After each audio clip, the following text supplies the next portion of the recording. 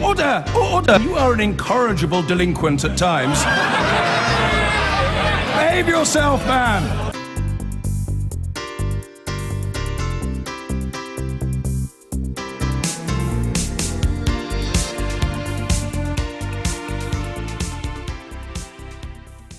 Well, now, last year the government closed its independent living fund, which had been set up to support severely disabled people to live independently rather than in residential care.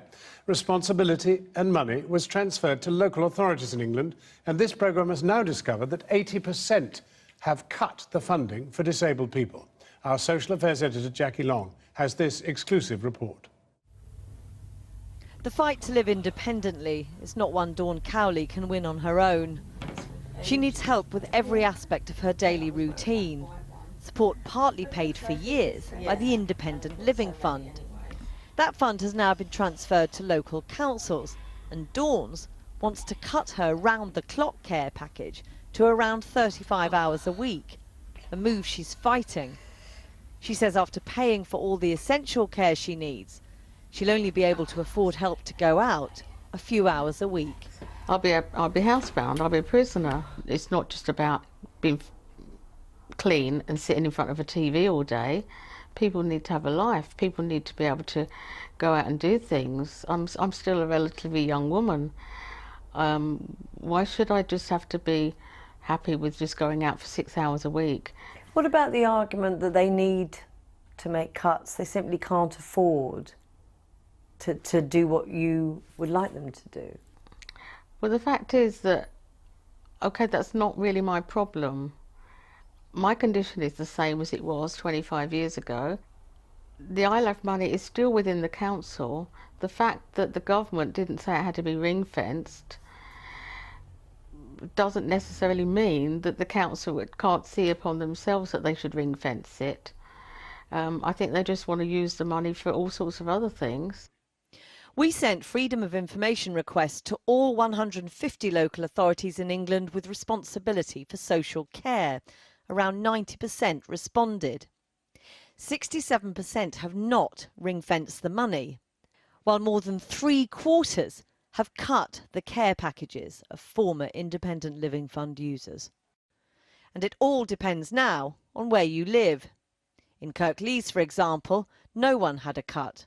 But just next door in Oldham, 69% of people did. Making us equal to other young people who would just be able to... Hannah Lou Blackall knows all about the postcode lottery. After the Independent Living Fund was closed, Norfolk County Council cut her care package by 40%. She's just moved here to Hampshire to start a new job, but it means being reassessed.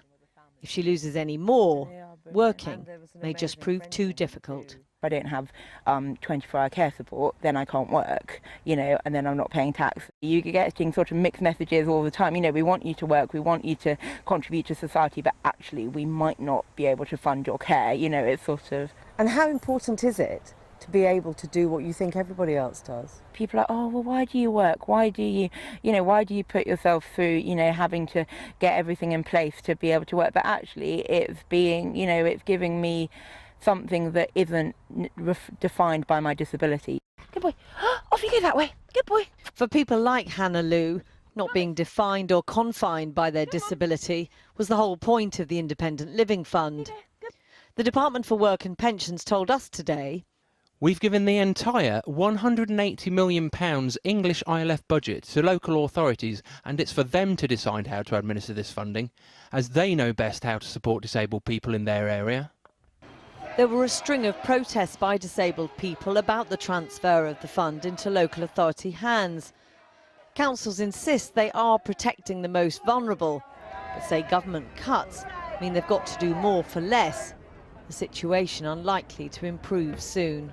Next year, we will be in the pit of the bottom of the U-bend on funding, so it's going to be very difficult. Once you have lost services, they won't come back in a hurry. And it's going to be a real challenge for all local authorities who are dealing with social care. And that's worrying for Hannah Lou. Her old authority, Norfolk County Council, said it had never been able to guarantee matching the Independent Living Fund, but has done its best. She's now got to wait to see what her new postcode delivers. Jackie Long. I've been